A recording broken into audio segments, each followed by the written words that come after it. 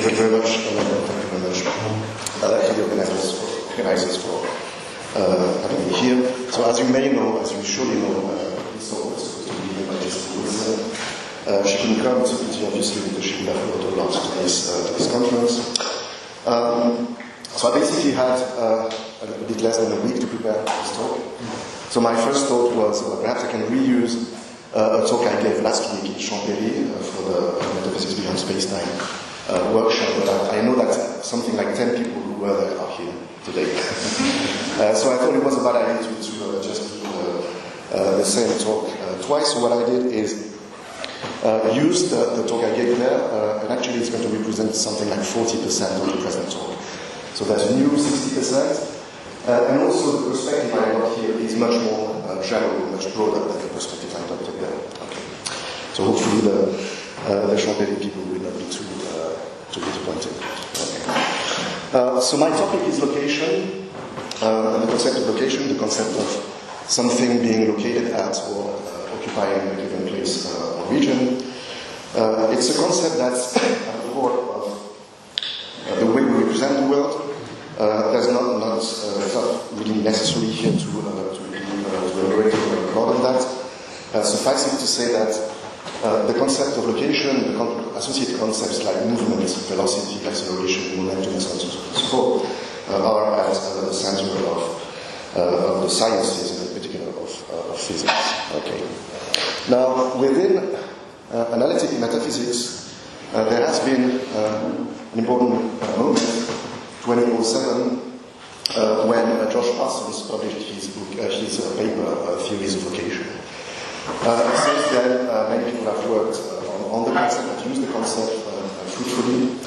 I can mention also the book by Marcy, Parts of Places, which is a relevant precursor of Parsons' paper.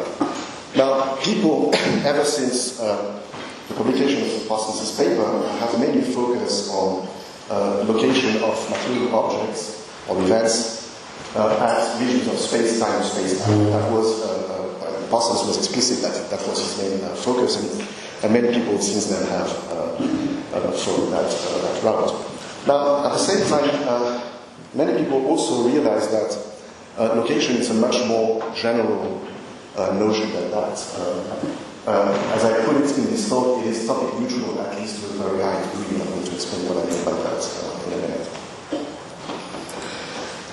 It is likely that once you appreciate the topic neutrality of location, then you realize two things. The first one is that locational facts are relative to what I like to call, and Claudio Carozzi, with whom I'm writing location, likes to call locational structures. Okay. And the second thing you realize when you appreciate the topic neutrality of location is that there are certain locational phenomena which many people take to be dubious. I'm thinking here in particular again about Josh Parsons, but which you realize that they should be taken seriously because they are all over the place. And I'm thinking in particular about the phenomenon of multi-location and the phenomenon of inexact location, and I'm going to explain to you this amounts to. So the talk will be in two parts. In the first part, I'm going to elaborate on these things. The content of this part of the talk overlaps substantively with the first chapter of the book that I'm writing with Claudio. Okay. All right. Now, given this, there arises a challenge, which is to formulate a general theory of location that has the three features you can see here. First, it should respect the topic neutrality of location.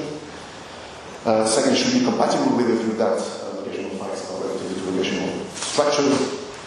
And finally, it should be free for phenomena, sample phenomena like multiplication, index application, and so on and so forth. Okay. It's my view that all the contenders but one are unsatisfactory, and without any surprise, the one that escapes this judgment is my own preferred theory of location, which I call the proxy theory of location. So in the second part of the talk, I'm going to discuss a little bit the satisfactory contenders, then I'm going to introduce the proxy theory of location, and I'm going to show you what I take to be a spectacular application of the theory to the debates about temporal persistence. Okay. So roughly the Champéry part is going to be the second and third part of the second part of the talk.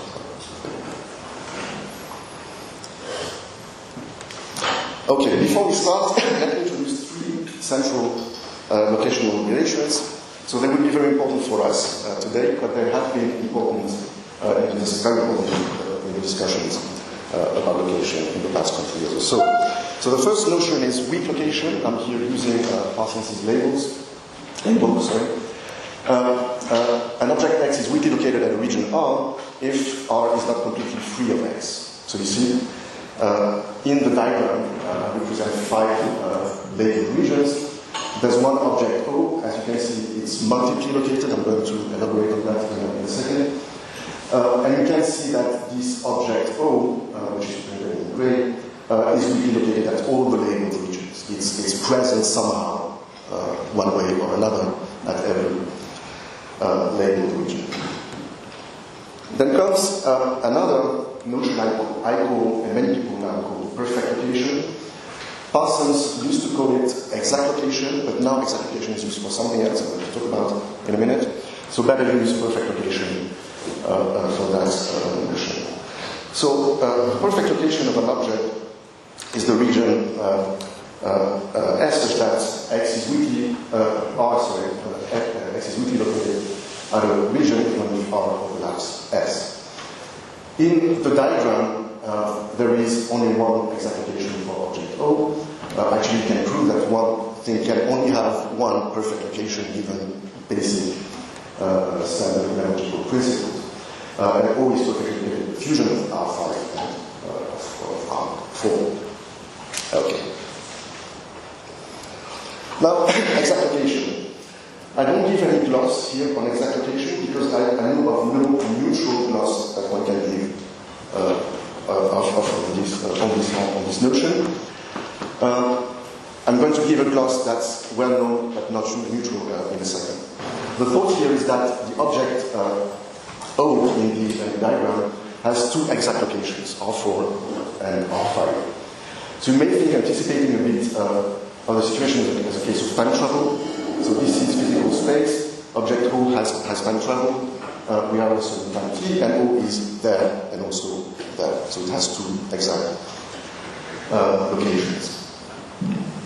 Now, here is a postulate that I and others find very plausible, is that in the absence of the phenomenon of multi-location, and I'm going to elaborate on what that means precisely in a few minutes, in the absence of the phenomenon of multi-location, exact location and perfect location coincide.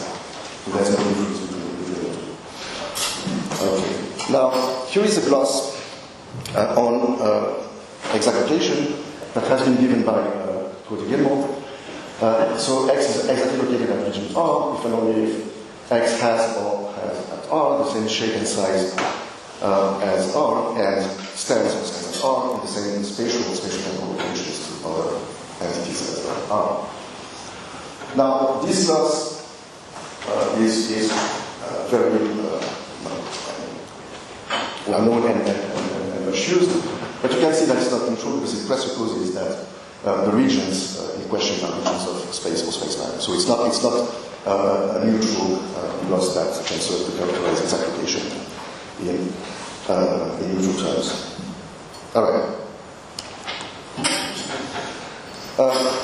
The topic neutrality of location. So first a few words about topic neutrality in general. So the usual definition goes like this. A concept is topic neutral if it can apply across all kinds of entities. Okay. So there are more or less obvious examples of topic neutral concepts being self-analytical in an entity perhaps existing. Now, if you deal with not monadic concepts but relational concepts, then you will have to relativize the notion of topic neutrality to argument positions, right? So identity will be a relation that's topic neutral in both positions. Because take any entity of any kind, it is therefore identical to itself. So the two positions are topically true. But set membership would be an example of a relation that's topically true only in one of its positions. Take anything of any category, any kind, it belongs to its singleton set. Okay? So the first position of the member of relation is topically true, but obviously the second position is not, because to satisfy the second position you have to be the set and not any kind of quantity. So far I have treated topic neutrality as an absolute notion, but of course it's natural to think that topic neutrality is a comparative matter that comes with degrees, so the concept can be more or less topic neutral, so being concrete presumably is less topic neutral than being an entity, and is more topic neutral than being material, so various degrees of generality here, or topic neutrality. To take a relational example, proper partshood is topic neutral to a very high degree in both positions. I say to a very high degree, not absolutely, because if you think that there is the kind atomic object, then no object of that can satisfy the first argument case of the part of proper part of relation. And if you have this comparative notion of topic neutrality, you might want to define being topic neutral simpliciter as being maximally topic neutral. So far for the general notion of topic neutrality. Now here is a claim, important claim for this talk. Like proper partshood, location is topic neutral to a very high degree. Okay. In both positions. So suppose you keep fixed the regions as being regions of physical space-time or space-time, then the occupants may be, of course, magical objects and events. People have maybe focused on these types of occupants, but here you have a list of various other kinds of occupants that, at least for some cases, people have discussed the relationship. So universals, redness in general, you might think is located everywhere you can find red things, so it's here, it's also there, also over there. Tropes, that is particularized properties, also have been thought to be located at regions of block space at least. So the redness of this chair is here, the redness of this other chair is there, and so on. States of affairs, sets, might think that's what the set is located wherever the members of the set are located.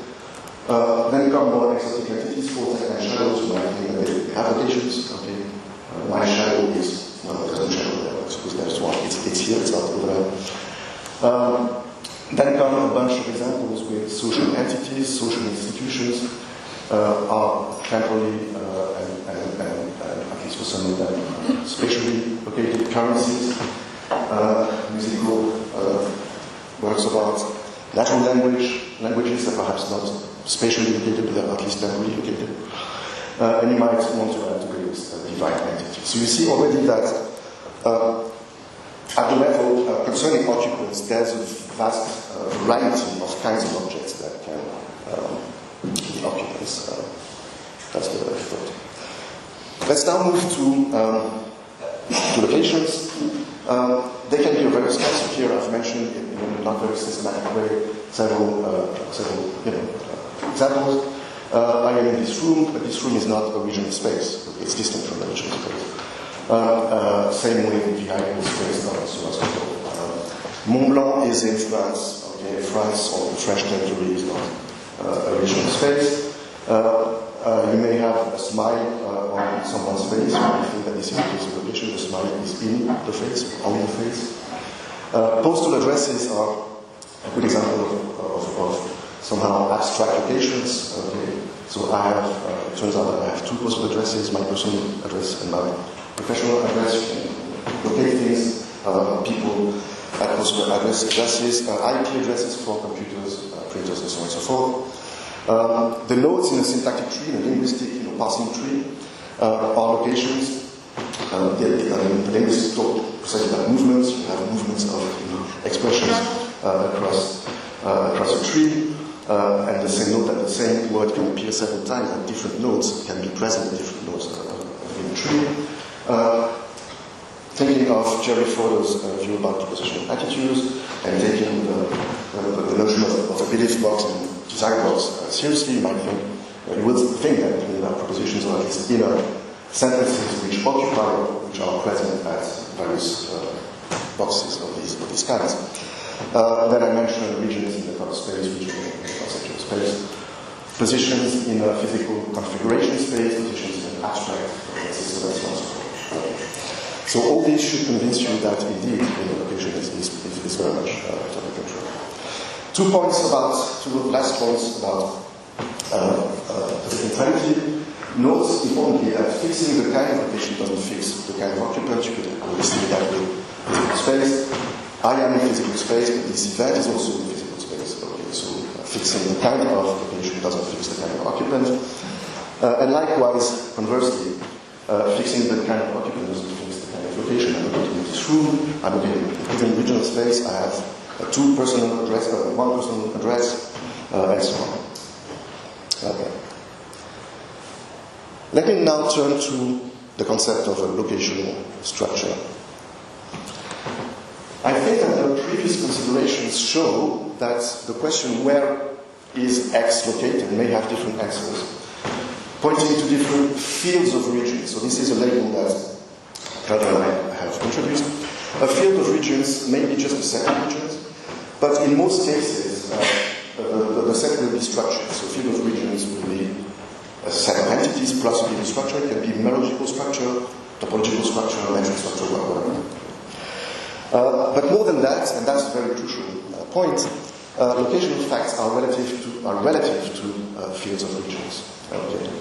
And here is an illustration which I like, which many people have. This will have a lot already. So that's the chessboard illustration. So you take a regular, let's say, wooden chessboard. It has 64 squares. Now, the regions which are important to play chess are either these 64 squares or them plus their fusions. You might think that regions of the chessboard also count as relevant for regions. But you can also think that, well, it's natural to think that there's another field of regions relative to the chessboard, namely the surface and all its physical parts. So that second field of regions will include the first one, every square, in the first field of region will appear in the second field of regions, but there will be obviously many more regions in that second field, like proper parts of the world squares. Okay. So here's an illustration. So you have square E1. That's the white thing, even though it's gray. The thought here is that the white king is perfectly located in this region relative to the field of region of chess. That is, its real locations are exactly the locations that overlap E1. So that's by definition. That means that the white king is perfectly located at E1. And given that there's no funny business of multiplication, you would say that the king is exactly located at that region relative to the field of regions, the chess field of regions. Now, obviously, the very same object, the king, is not located at E1 relative to the physical field of region, because why? Because let's take that region here. Okay. It overlaps E1, but it's not a weak location for the king, so the king is not perfectly located there. Another example, now you add a region to the diagram R, which belongs to the field of regions, the physical field of regions, but not the chess field of regions, and you will see that this time the king is perfectly exactly located at R in relative to the field of regions, the physical field of regions, but it's not located there in any sense relative to the chess field of regions. Why? Because region R doesn't belong to the field. Okay.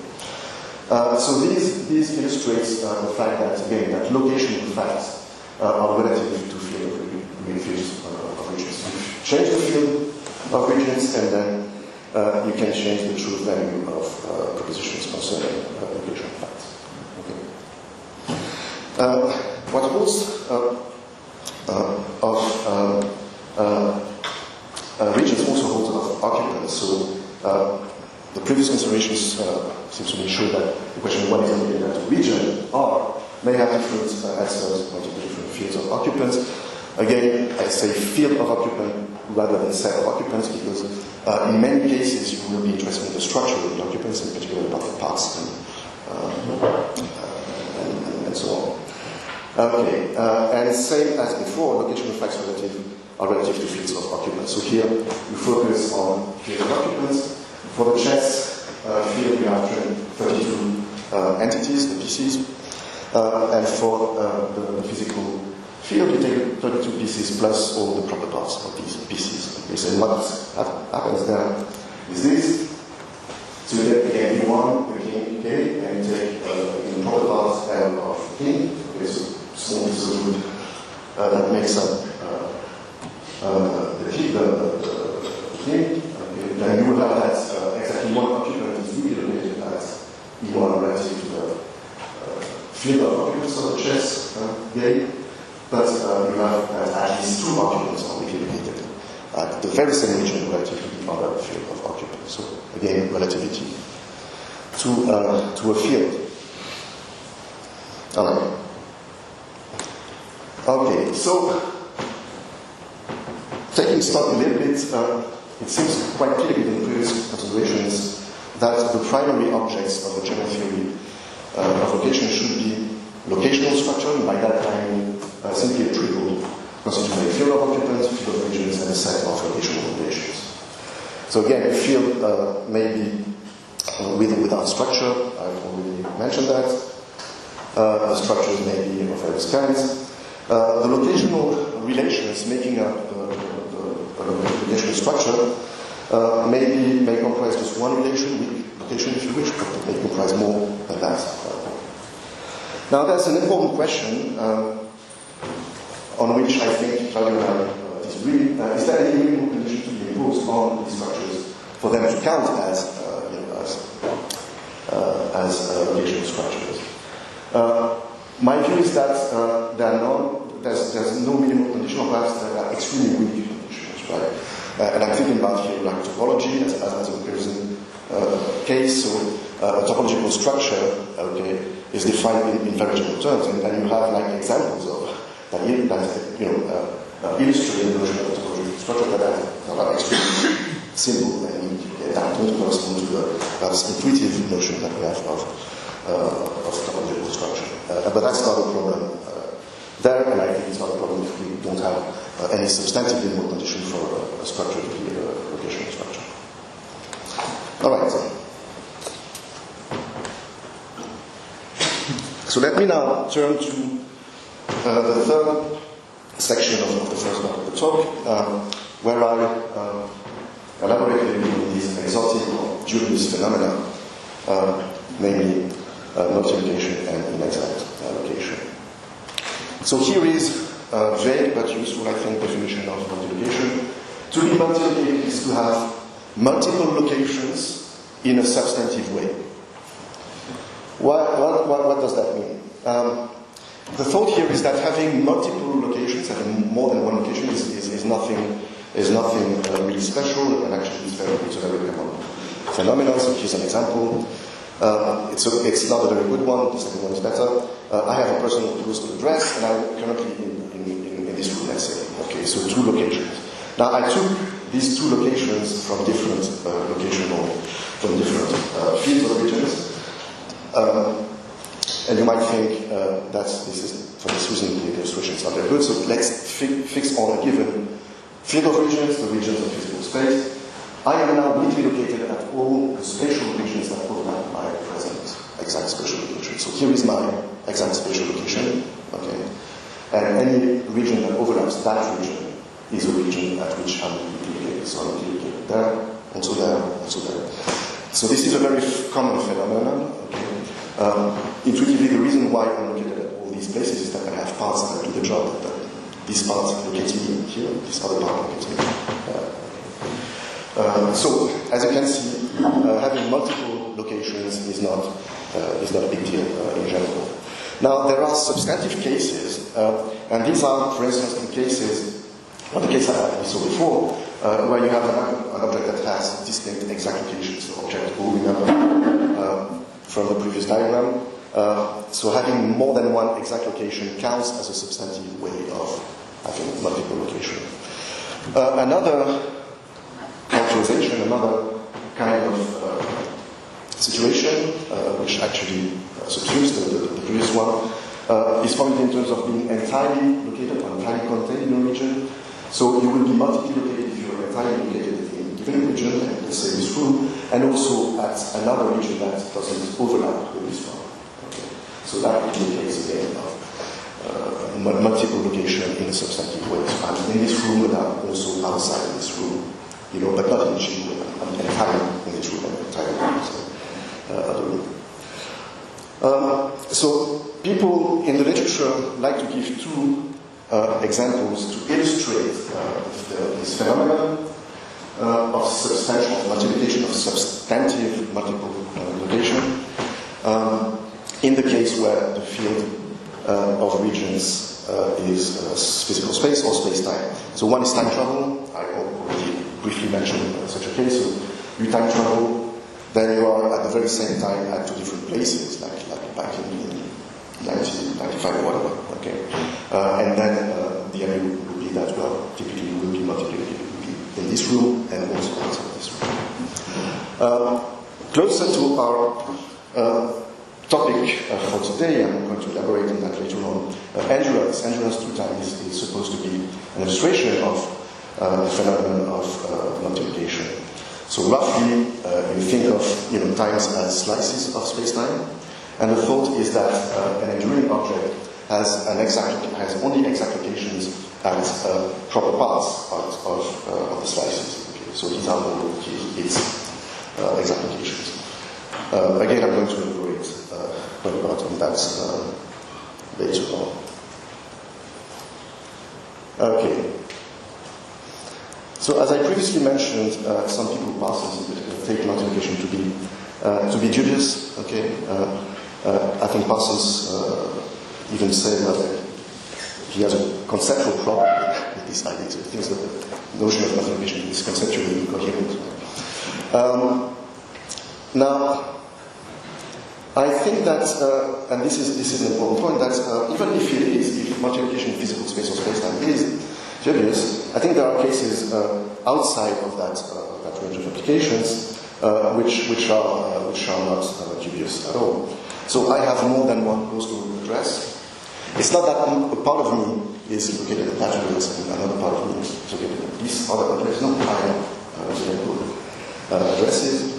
And I count that as a case of a substantive case of multiplication.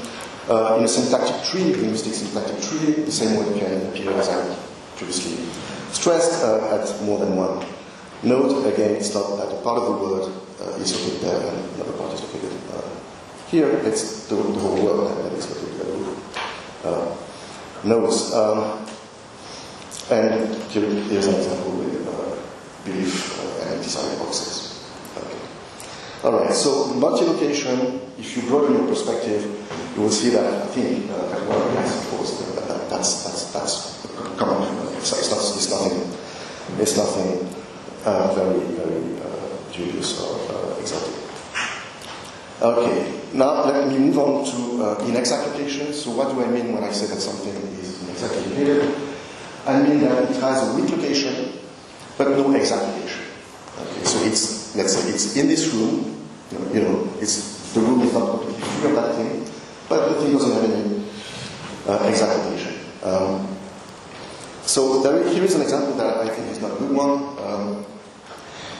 This is Shiva Kleinschmidt's almost in the void example. So in her experiment, you have only one region, that's a rectangle, and you have only one occupant, it's an element, and both are symbols. Okay, so the region is not divisible. Two parts in the other. So she says, look, here you have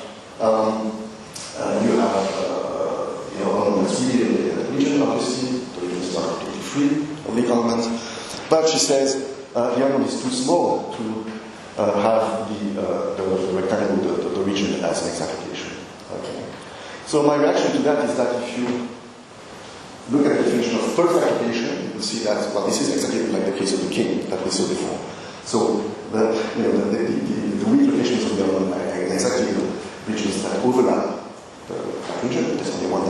it. Okay? So the organ is perfectly located, and given that there is no finiteness of multiplication, well, we will say that it's exactly located at that region. Now she invokes in her arguments considerations of size. What that seems to indicate, if you want to be friendly with the thought experiment, is that she has another notion of exactly in mind that is, intrinsically measured in characters or something like that. Okay? So that's not the notion of exactification that people like, Parsons and others have been using. Now here is what I think to be a good illustration of an exactification. So the blurriness indicates dunkiness. All the other sides that you also see Gurky freaky regions, so every, Gurky because every region of the space has proper parts, proper subregions, and what you do is you put in that region material objects. So it's dimensionless. Okay, the thought is that, well, this X has a replication, and then taking regions within which we can find X, so X is replicated, but it doesn't have a perfect location. We can take any region at which X is replicated, let's say that one, then there will be a problem. So the region that will not, at which X is not going to be replicated, so that implies that, in fact, X is not perfectly located at that region. So the case of replication without exactification.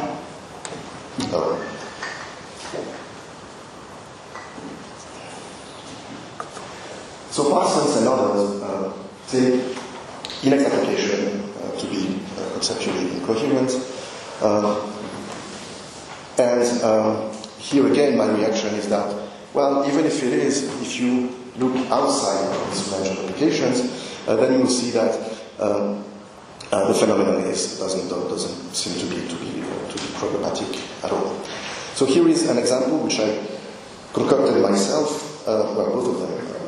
But this one is not very philosophical. The second one is very heavy, philosophically speaking. So you take as a field of region Switzerland is 26 cantons. Okay, you assume that there are parts of Switzerland, and you take as your field of occupants companies. Okay. Now some companies have Switzerland as their unique taxation place, while others have both Switzerland and London. I don't know if that's true, but that sounds like a real possibility. So it's supposed that this is true. So double taxation is not an issue because people are doubly taxed in Switzerland. So that's at least for people part of the assumption is realized. Okay, now crucial assumption: you treat X as region R or as a taxation in place to express relocation. So it's a notion of not being free of that is really intrinsically defined in terms of taxes. Okay, taxation. Now here is the case. You take C to be a company that has only Switzerland as its taxation place. Then C is weakly located at Switzerland by the definition of relocation, but it's not perfectly located there. The reason is that there are all the parts of the canton are such that are parts of Switzerland, but the company is not weakly located at any of them. Okay. So Switzerland cannot act as a perfect location for the company, and the canton cannot act as exact locations because the company is not even weakly located at them. So that's an example. Again, that's not philosophical, and it shows that you have this company that has a weak location, it doesn't have any exact location. Easy. Here is the other one, other illustration. So structurally speaking, it's going to be exactly like the previous one, but it's more interesting philosophically speaking. So you combine three claims, which I take to be consistent. The first one is Jessica Wilson's claim that things can have determinable property without having corresponding determinate property. So that's the way she accounts for certain cases of vagueness, metaphysical vagueness. So you could be red, let's say, without having any specific shade of red. The second view that you put into the mix is a view that has been explored by Van Hassen, Stanaker, and other people. The view that property exemplification is location, is relocation. So to have a property is to be located at that property. That's the view. And finally, the third component is that determinants are parts of that determinable. So here you think of part rule as disjunctive part rule. I mentioned yesterday an illustration. He has a reductive conception of determinables. You don't need to take that on board. The idea is that the important point here is that determinants are parts of that determinables. So illustration, you take as your field of regions the properties in a given determinable determinant tree. You choose one. Your occupants are material objects. And here is the situation. You suppose you have an object O that has a determinable D in the tree, okay, but no other determinants. So that's really the Switzerland canton situation, formally speaking. You will have that for various reasons that the object is really located as D, but it's not exactly located there because it doesn't overlap. It doesn't not located in this region. So same structure, but different content in this illustration. So again, I think even if you think that inexact location in space is weird or incoherent, it's possible to find kind of okay example illustrations of phenomenon as well. All right, so very briefly. A few words on theories that can be seen as companions as playing the role of general theories of location. Remember the challenge. We're looking for a theory that has three features. It respects the topic neutrality of location. It's compatible with the view that location facts are related to location structures. And finally, it leaves room for multiplication, inexact location, and perhaps other such phenomena. I mentioned here the contenders, the main contenders, who have reused some of these theories in many contexts. Very importantly, in all the cases except my 2022 paper, it was not the intention of the authors to provide a general theory of location. So these guys have in mind, location space or space-time. Okay, but the point is that the theories, except for Loss's second 2023 theory, you can really put them as very general theories because they don't make any assumption about, the fields of regions that are really crucial to the theories. Okay, so that's why I take them also to be contemporaries. So the thought is that these theories, except for Loss's second theory, they can be interpreted as respecting the first two conditions, but the problem that they have, all of them, is that they don't respect the third requirement. I'm not going to go through all the details, but I'm going to focus a little bit on Parsons' theory, actually theories, because he presents two in the paper, because that will show you the kind of problem that one can encounter there. So the first theory that Parsons introduces has perfect location as a primitive. So again, he calls that exact location, but I prefer to call it perfect location. And it defines weak location in terms of it in the natural way. You're weakly located at a region if you're perfectly located at a certain region that overlaps that region. Okay? Your perfect location overlaps that region. Now, here is one issue. Exact location, so not perfect location, but exact location cannot be defined in the system if you allow for multi-location. So that's illustrated by these two situations. On the left, situation 1x has two exact locations, or 1 or 2. In the second situation, it has only one, okay, fusion. Now, these two situations are indistinguishable from the point of view of perfect location, primitive, Parsons is primitive. Well, in the two situations, x is perfectly located at fusion. Okay, full stop, that's it. So they are not distinguishable in terms of perfect location, but they are distinguishable in terms of exact location. That's the way I present the situations. Therefore, you cannot define exact in terms of perfect. Okay. Here is a fix, and actually that's something that people have thought about already. You replace perfect location by exact location. You say, no, the primitive is not perfect location, it's exact location. Okay? And you define weak location in the same way. Okay. Now, there's another problem this time, is that there's no room for inexact location on that view. Because we get a definition, if you weakly located at a region, then you will have to be exactly located at some region. You have to replace the location by exact location. So if X is located, there will be a region S at which X will be exactly located. So if you're weakly located, you must be exactly located. That means that there's no room for inexact location. Okay, so that's it for the first theory. The second theory takes weak location as a primitive. Okay. So what's the problem there? You don't have the problem I've just mentioned about inexact location, but you have, you define perfect location in basically the way I defined it at the very beginning in terms of trees. So that's the same definition. Nothing special here. The problem is that exact location, again, as with the very first theory, is not definable if multiplication is allowed. You can use the same two situations. There's no difference between the two situations in terms of weak location. The object is weakly located at all the regions, R1, R2, and the fusion. So no difference formulatable in terms of weak location, but very different in terms of exact location. Therefore, exact location cannot be defined in terms of weak location. So we see that the limitations of the theory. Again, all the other theories have similar problems. I'm not going to go through them for lack of time. If you want to discuss them during the Q&A.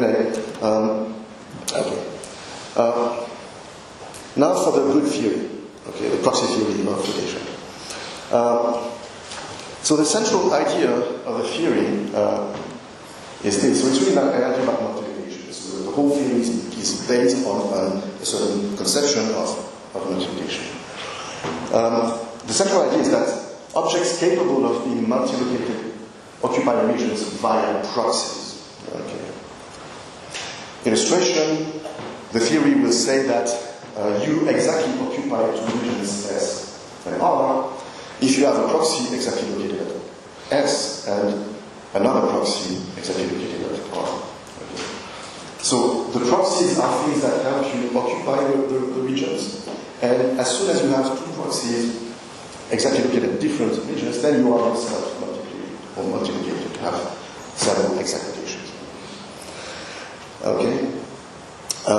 And given the proxies, I can already give you a very general definition of multilocation that goes beyond the mere informal plus. To be multilocated is to have proxies that are not weakly located exactly at the same region.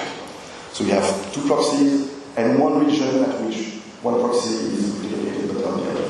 So that's a fairly general definition of multiplication. Importantly, it only invokes the notion of weak location, that is the weakest of the location locations that we met so far. So no perfect location doesn't play a role, exact location doesn't play a role in that definition of multiplication. So it's a pretty general definition of multiplication. What are proxies? So initially I was so excited by the theory that I didn't really care about that question. And each time I present the theory, I become more and more convinced that more should be said. So here I actually have more than what I did in Champéry, for instance, right? Okay, so the general theory is a form of theory of location, so it's neutral. Now you may view proxies as either modeling tools or as entities that are to be taken seriously. So here I have possible world semantics as a model. You have possible world semantics used in many different contexts. What are possible worlds? Well, you may take them to be purely mathematical entities useful for modeling logical connections between concerning model concepts, or you may view them as really, metaphysically in a metaphysically serious way.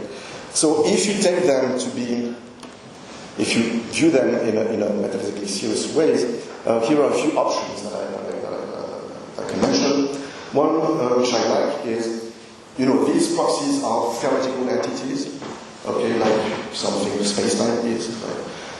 So it's not that you can detect them, okay, but you postulate them for the sake of the theory, and you attribute them in this particular case a purely functional nature. So what is a proxy? Well, it's essentially and exclusively something that helps other occupants of the regions to occupy regions, basically. That would be the thought.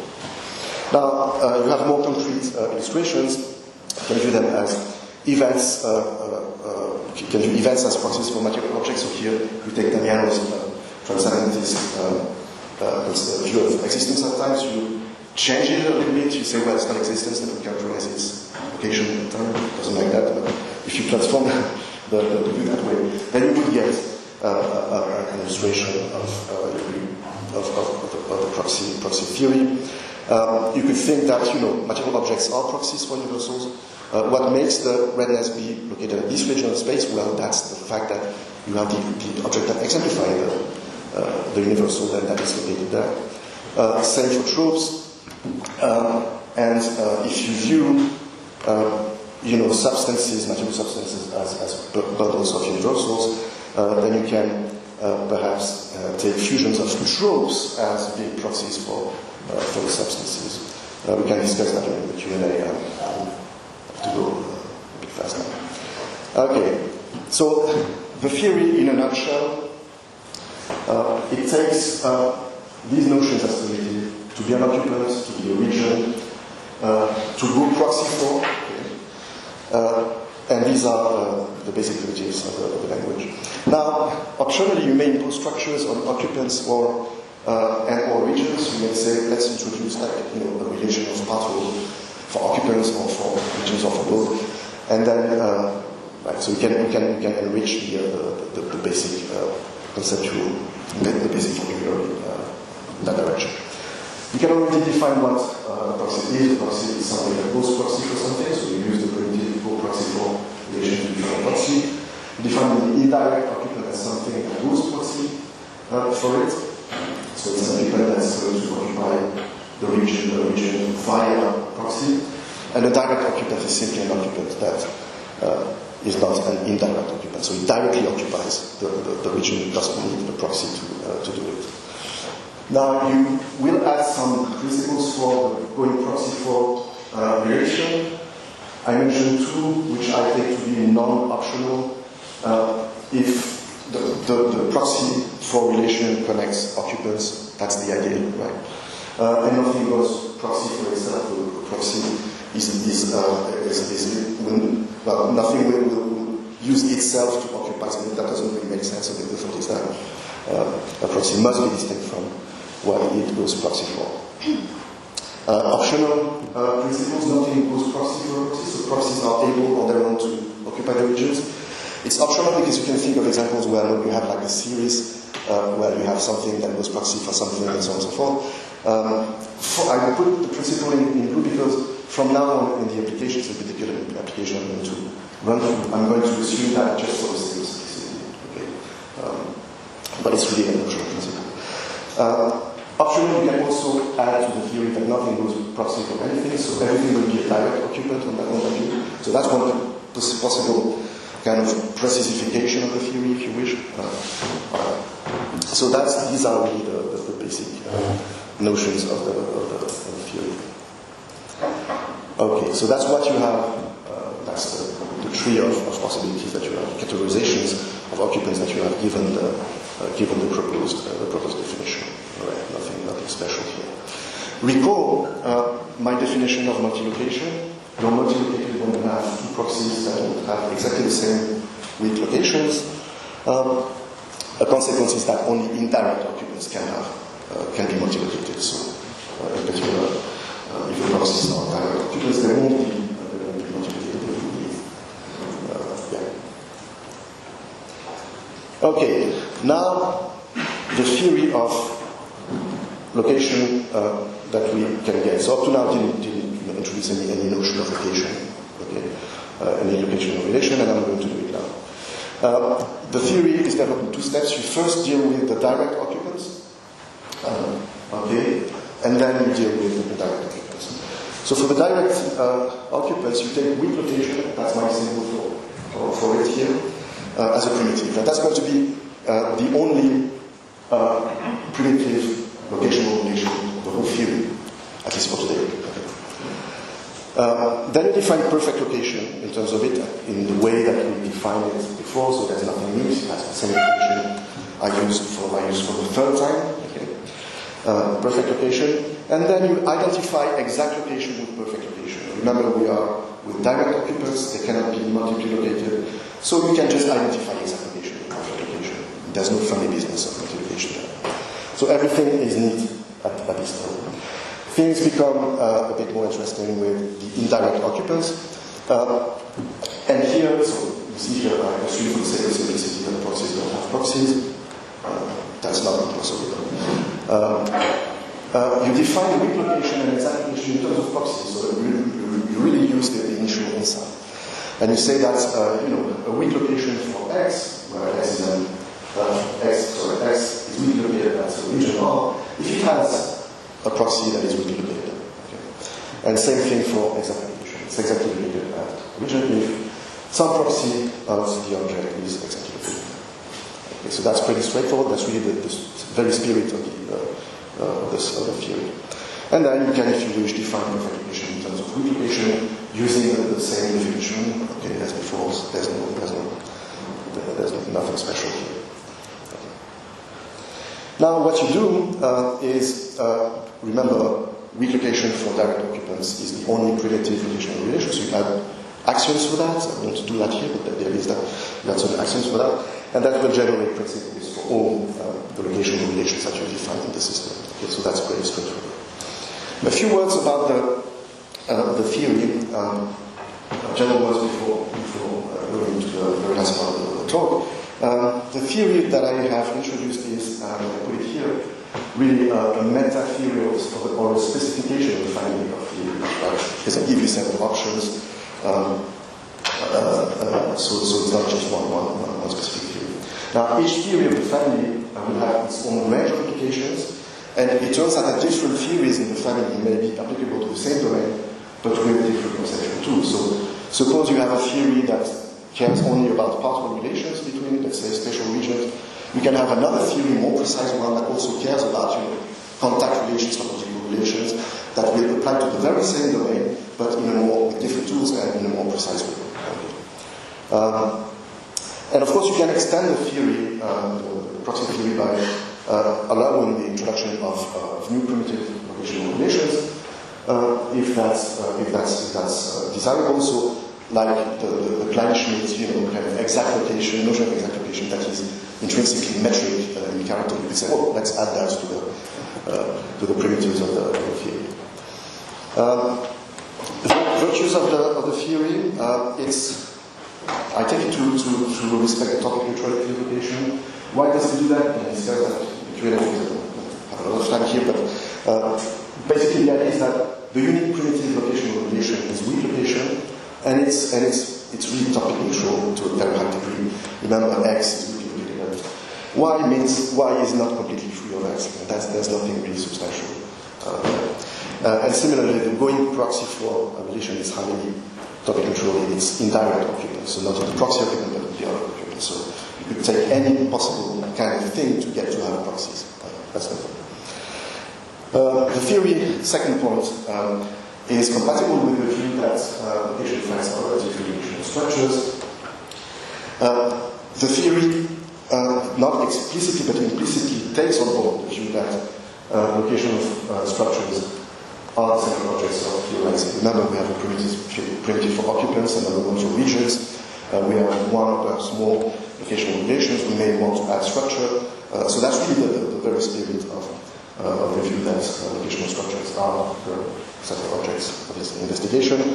And it's compatible, given that compatibility with the relativity of locational facts to relational structure seems to be quite obvious. Now, last feature, the theory, remember there were three features to satisfy. The third one is that the theory should give room for multiplication in examination. So for multiplication, there you go. That's again the same example as before. So you can see that it's got two proxies. You have the object that has two proxies, O1 or 2. O1 exactly located at R4, O2 exactly located at R5. and then that gives you by definitions that the object O itself is exactly related to both O and R4, sorry, and R5. Same with inexact application. So you have again your Gaussian 3D spacetime, and for this that's yes to take the n region R at which x is weakly related, so that will be versus that one. Then there will be regions necessarily that overlap at region R at which x is not weakly related. So that means that x cannot be perfectly located in such a configuration. All right. Okay, so the theory has all the nice features. I know that I have 4 minutes to go through a bunch of slides, which I'm not going to do, obviously. So what I wanted to do here is this. Is show you that the theory can be put at work in a very fruitful way in the debate on persistence. So the starting point, and I'm going to go very fast now, I don't want to go into details, and if you want more details, we can talk in the Q&A. My starting point is Damiano's characterization of persistence, endurance, and perdurance in a space-time context. Okay, so this is a characterization that has had a lot of success because it's very general, it's philosophically deep, even if you don't like it, you still can recognize that it has good virtues. Now, the problem with his account is that he makes two assumptions that are actually three, but here I mentioned two, which are very substantive and which you may have good reasons not to take on board right from the start. The first one is that every occupant of space has at least one exact location, so every occupant of space is exact. Okay, so you cannot have like cases of pointy object in the Penky 3D or 4D space.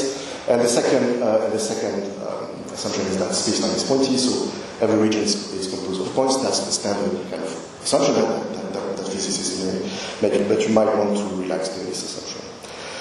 Okay, so I don't go into the details. So he has this nice, I simplify a little bit his account, this nice characterization in terms of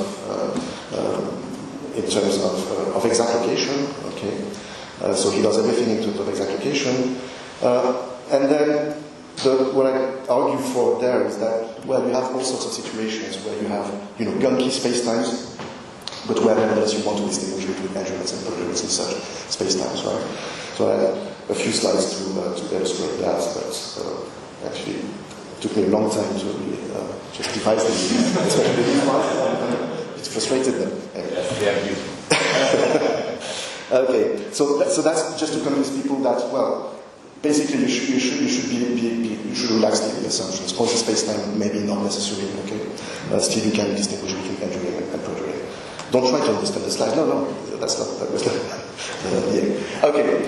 So what I try to do there is basically, so that's his characterization.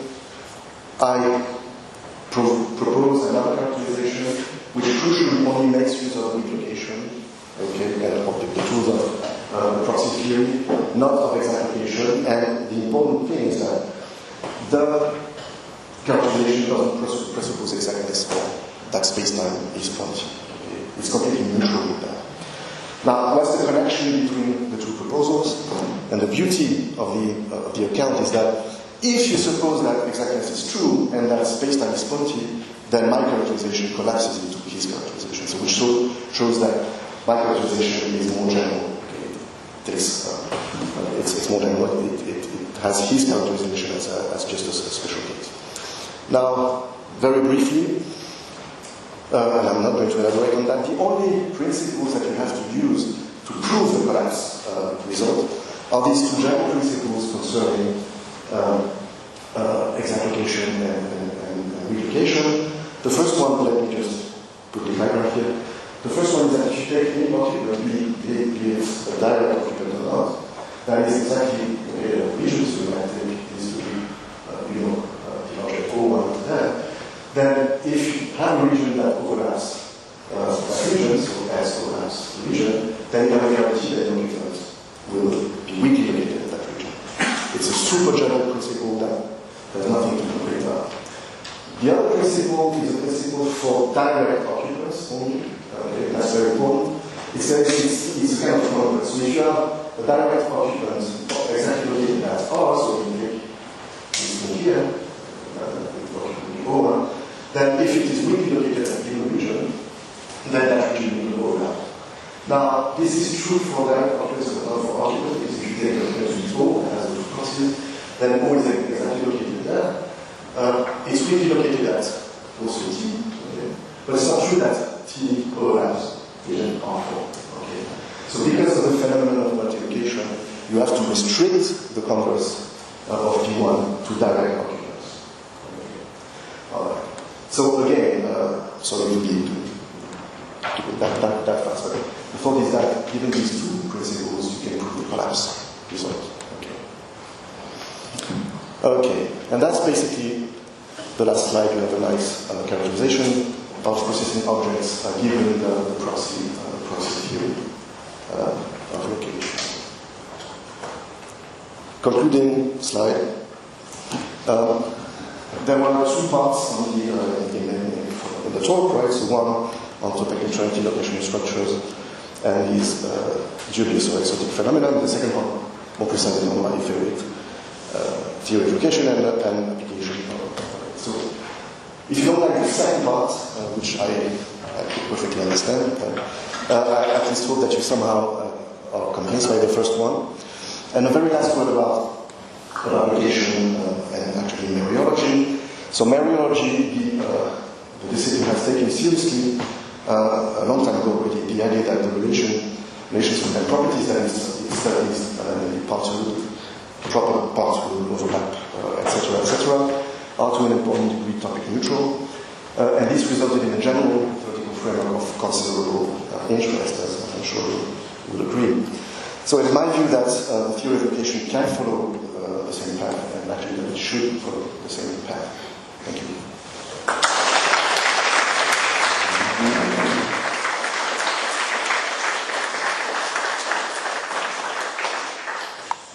We now have roughly half an hour for discussion.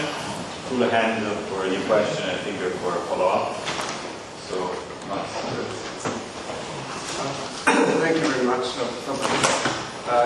I listening to you, I wonder how I could use this to solve all kinds of puzzles. One is a puzzle about, in classical physics, point-like objects. And you say, well, a point exists in mathematical space, but it doesn't really exist in a physical space.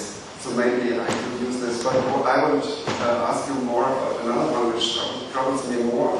It's conceptual space. You mentioned it on the list because if you explain qualia, perceived colors, and you say, oh, you can use this theory of conceptual spaces, and so qualia are located, you can measure their distance, and then people say, oh, what is that kind of space? It's not physical space. And yeah, no, it's not physical space. Is it maybe metaphorical? And so I would say, no, look at Fabrice theory. It's not, you can make it more precise. It is a space of some sort, and you can distinguish it from physical space. Maybe these are one of the sort of things that have weak location but not exact location, and so that shows why it cannot be the same thing as physical space in any sense, but maybe it's more precise than just saying it's metaphorical. It's based on metaphorical sense. Thanks. Yeah. About your first question, I think the key here is like you said, the theory of Gunkey spaces and Gunkey objects. Now, if you look at the literature on like treatments of physical space or physical space-time, taking them to be Gunkey, then there are very few things. That's not very elaborated, and for perhaps good reasons. The mathematics behind that is right from the start like complicated. Right? So it's not like you start like in Newton's space-time, and then that's pretty straightforward, then it becomes complicated. No, with Gunkey, when we take Gunkey into account, that's complicated right from the start. Okay? So that's the theory of these things is not very much elaborated. But so what, as I understand your question, what you would need is like a full-fledged, mathematically developed theory of both the space and the occupants of space that goes in the direction of taking them to be gunky, or at least perhaps only the regions or whatever. And that's not something that we have. And once we have that, perhaps you will be happy with the tools that they will provide.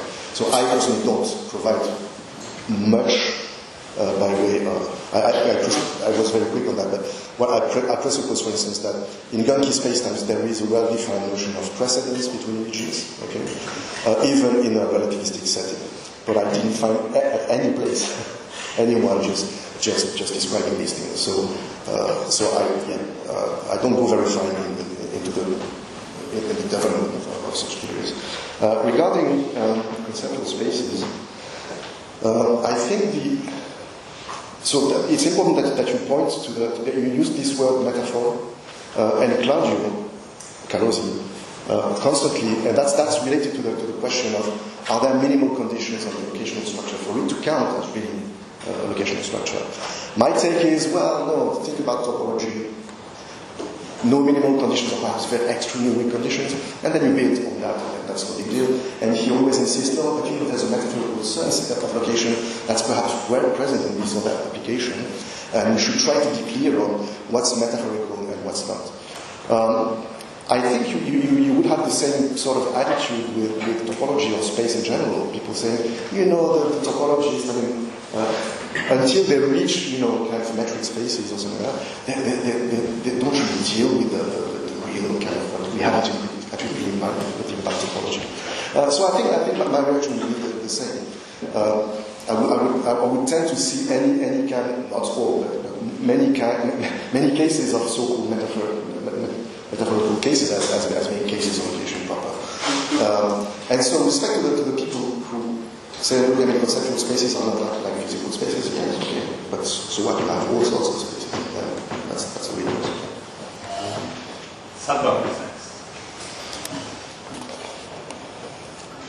Thank you, Dilo. If I may, go back to the example of the chessboard, because you implicitly said specifically that it's weakly located there in according to the chess regions, and it's weakly located there according to the physical space region. So it seems like at least implicitly you're saying that they share a region, that both these locational structures share a region.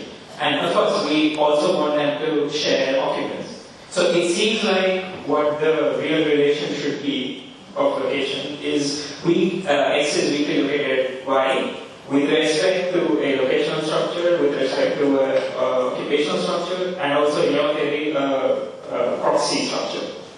So it seems like actually location is a far more sophisticated kind of relation, because we need all sorts of global facts to be able to tell whether something is there or not. It's not something basic like this is that. For example, the part code which is just this and that. A is part of B. Yeah, that's what. Yeah. I think it doesn't work anymore. Does it? Yeah. Can you hear me? Yeah. Now? No? Disconnected. I can hear you. So, okay, maybe I can do something. All right. Yeah. I completely agree with you, but that's what I meant to say when I say that locational facts are relative to locational structure. That's what I wanted to point to. So that I fully agree. So, in formally speaking, you should always specify, which locational structure you are talking about. That's absolutely correct. Now you compare the situation, the case of you compare location with parts. In this respect, and you say, well, patchworking is just absolutely, there's no relativization. That's what we tend to think when we've been, doing like standard mirrorology and formal mirrorology. But it's, I think on the contrary, it's quite natural when people who also relativize to certain structures. So think of perhaps Aristotelian sorts of ways of thinking about parts where, function plays a big role. So you have these organisms, but there's a way of dividing it that's relative to function. It's not the same way of defining the entity with respect to some other parameter. And then, if you go that way, then you will have to relativize part to structures of some sort. Yeah, thank you. I think it's working again. No, it's not. No, it's not. It's not. Thank you very much. That was really fun. This is just a friend's suggestion, comment, I don't know. Your example of an inexact location in the Lugano space, I wonder if you'd be okay with a more pedestrian kind of example. So I think Mont Blanc might be inexactly located. This is the sort of thing where it definitely is weakly located somewhere, but also we can run Sorites-style runs, where you're just sending it by sending it down, something that there's no cutoff line. So I wonder if you'd be okay with that sort of inexact location object. Thanks. It seems to me that it's important to distinguish between inexact location and vague location. So if you start off with a relation that's, let's say, exact location or weak location. So these relations have, in some cases, like clear, ranges of locations. There's a yes/no answer to the questions concerning them. Not any problem. Then these very relations will, in certain Sorites contexts, will just generate problems, vagueness, right? But it's not that the relations themselves are vague, right? So it worked for a little bit and then it stopped working. That's my sense of it. No? So it does the same thing.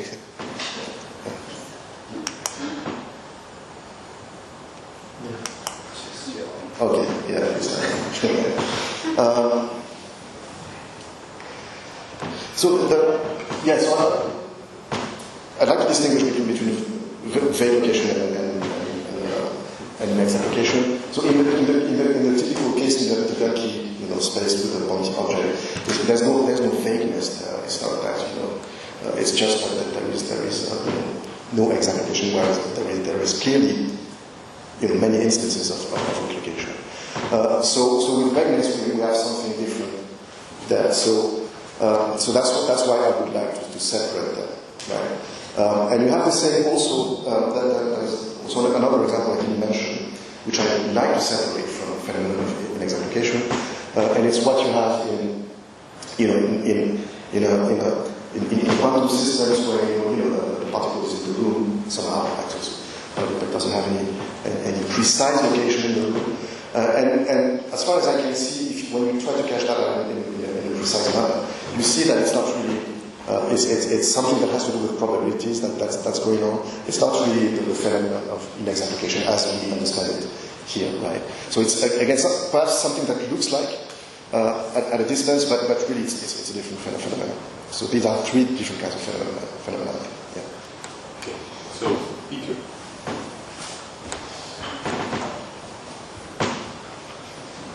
Yeah, that's very interesting. I just wanted to invite you to elaborate on the connection between location and indeterminacy.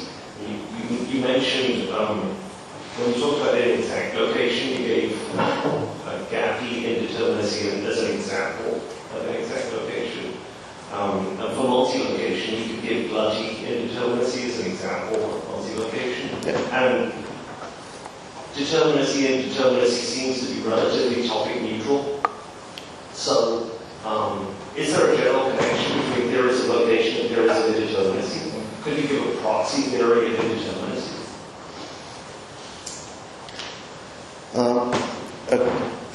A general one, I'm not sure. For the illustration, I relied on specific claims, like in the determinable determinant case, particularly relied on the view that having a property is being located at that property, and that's what made the connection with location. Okay. So if you have another example of another, let's say, kind of indeterminacy that cannot be naturally connected to concept of location in that way or another, right? So if you cannot, plug in location in the picture, then the proxy theory would be useless, right? So you need a way of introducing a notion of location in your story. It turns out that in the case of the determinable determinate, I relied on Van Frassen's view, right? So which is pair. So okay, let's use it. And of course it's controversial. It's a controversial view, but I would say let's first try and see whether we can plug in some notion of location in the story, and after that, let's see whether the proxy theory can be used to characterize the indeterminacy of information. So there was a question. You had a question. No, maybe no. Okay. So then, Ade. Thank you, it was fascinating. I also got two cases about proxy relation. So one has to do with the standard max black scenario about the identity with discernibles. So that usually proposes a counterexample to the identity with discernibles, and some people have reacted by saying that the same universe can be redescribed as one thing which is multi-located, and so that we avoid the counterexample essentially. But on your view, the description would be that there is one thing that has two proxies at those locations. So, so there would have to be three things. But the important point is that then we would get back to the same issue, because now we would have to we will still have a counterexample to the identity of indiscernibles concerning the proxies. So there are two proxies which, I guess, have exactly the same properties and relation, blah, blah, blah, but they're distinct. I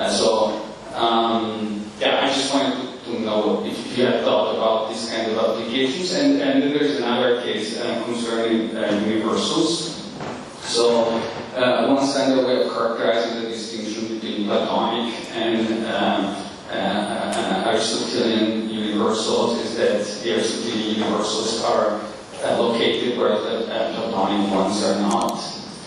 And on your view, if I remember correctly, you said that universals are located by proxy. So we would say that the Aristotelian universals have proxies, whereas the Platonic universals do not have proxies. And I'm not sure I understand what this means. I mean, how can I make sense now of the distinction between the Platonic and the Aristotelian universals? I understand that the standard locational explanation, but this one to me seems to be mysterious.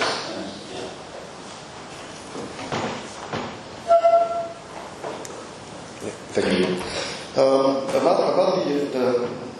the Max-Planck spheres, actually there is this, I cited at some point the paper by Fabrice Correia, where precisely he just deals with the issue and his view. So that's not exactly what I was presenting here, but is that you have a bundle of universals, conception of substances, and what you would say in these cases is that the bundle has two instances.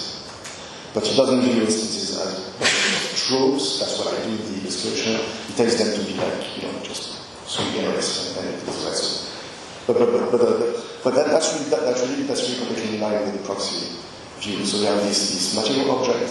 It's unique, okay, but it has two entities that help it, being located at these two places. So that's the very same, the very idea. Now the thought would be that then you will have two indiscernible entities in the scenario. That's personally I have a problem with that at all. But that's completely right. So in terms of the bundle of truths, we would have two distinct bundles of truths which would be indiscernible in the sense that they would correspond to the same universal. On Gonzalo's particular view, that would be different because the instances are not supposed to be packets or bundles of anything. That's supposed to be like primitive entities. So, and they would, of course, look like each other perfectly because they would correspond to the same number of universals. So formally speaking, even if there are differences, then the situation will be the same. Concerning the Aristotelian versus Platonic universals, I'm not sure I really got the question, but one view which I think I've mentioned would be that the proxies in the case of the Aristotelian universals would be the exemplifiers. Okay, so you would see the exemplification relation as giving proxies for the universal, and the Platonic the Platonician, what they do is say, look, there is a notion of participation, but it's of such a nature that you cannot take it to general proxy, something like that. Of course, then there's the question, why not? Right? So even that you have this relation that looks very much like the Aristotelian notion of exemplification. Yeah, I guess that would be it. Now, Aristotle himself thought of,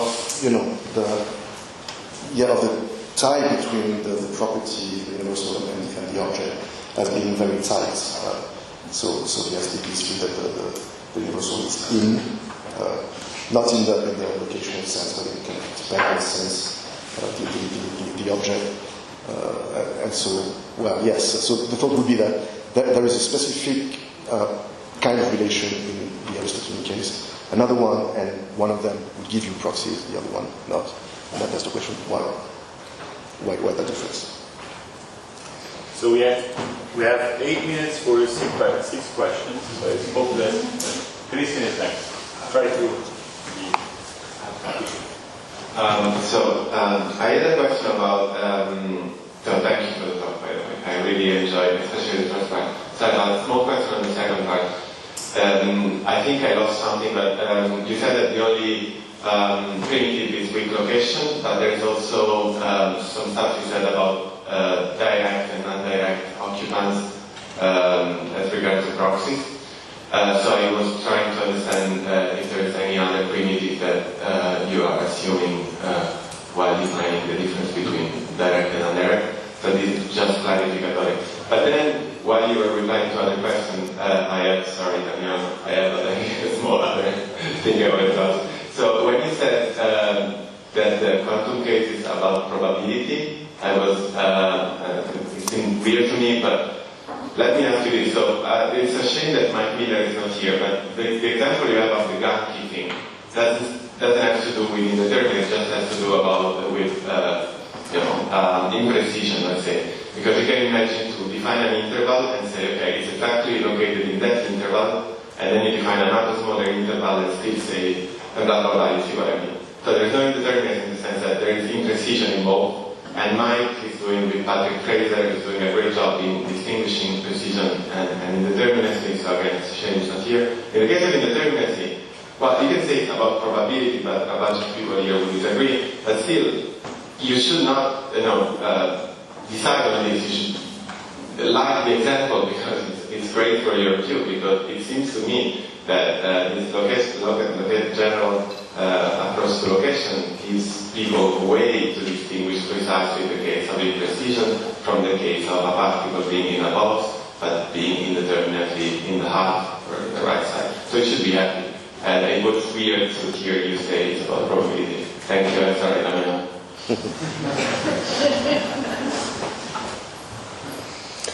Thanks a lot. About the first question, so when I said that weak location was the only primitive notion, I meant the only primitive locational relation. So you don't add any other. Now the theory has other primitives, like particularly the relation of going proxy for, and that's in terms of that other relation that you define direct and indirect occupant. Okay, so you're indirect occupant if you have a proxy, basically, being understood that the proxy will help you. You will occupy your region via the proxy. That's understood. Regarding the second point, I'm actually. So we have to talk after this event, right? Because I have a discussion in the 2022 paper on quantum location.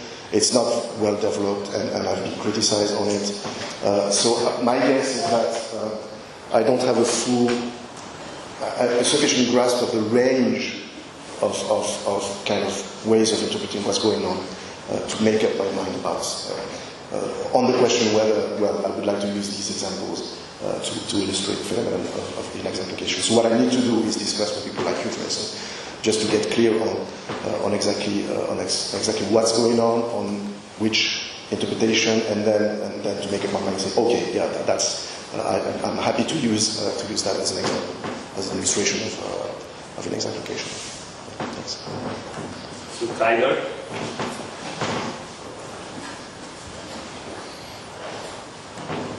Thanks for a great talk. I'm interested in the question of what are proxies. And I was wondering if maybe there's something similar going on to some of the literature on grounding. So Jessica Wilson doesn't like big G grounding. She thinks we shouldn't treat it as this unified phenomenon.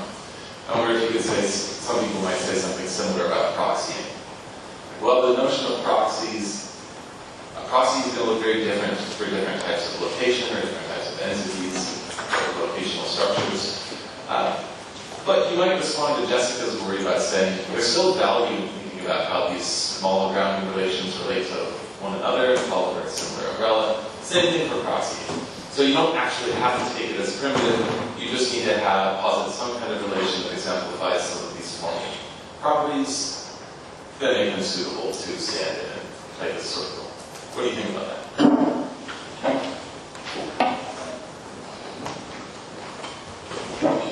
Thanks. Thank you.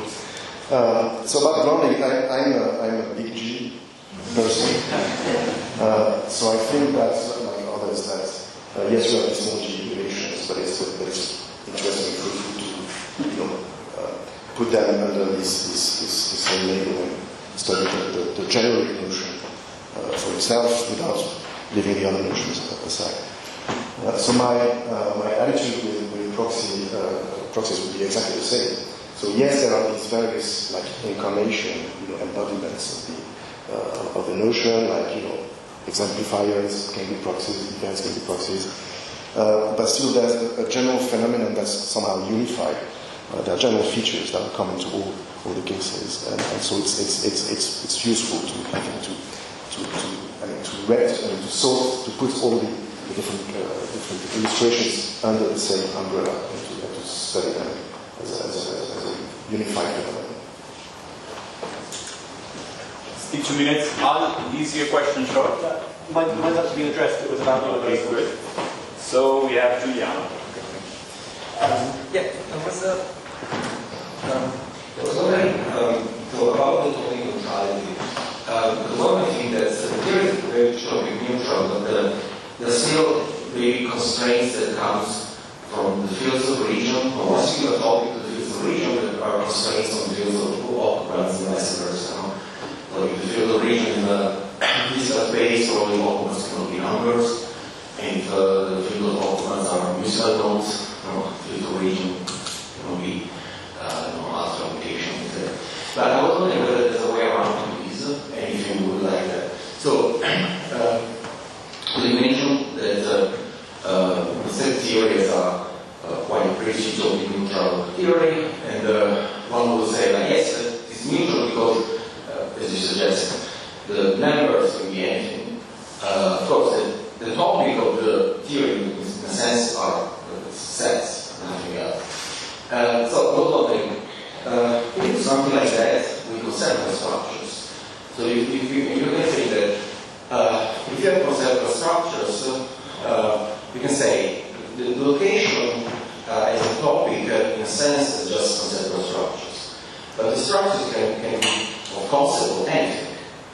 So you can replicate, all the other fields of occupants and fields of regions by using just conceptual regions, conceptual occupants. It's just that you would have concept of physical space, concept of after object, and in that sense, it would be like topic neutral exactly or similarly to as a set theory is. Because it's about set, it's about conceptual structure, but those conceptual structure sets are of anything you want.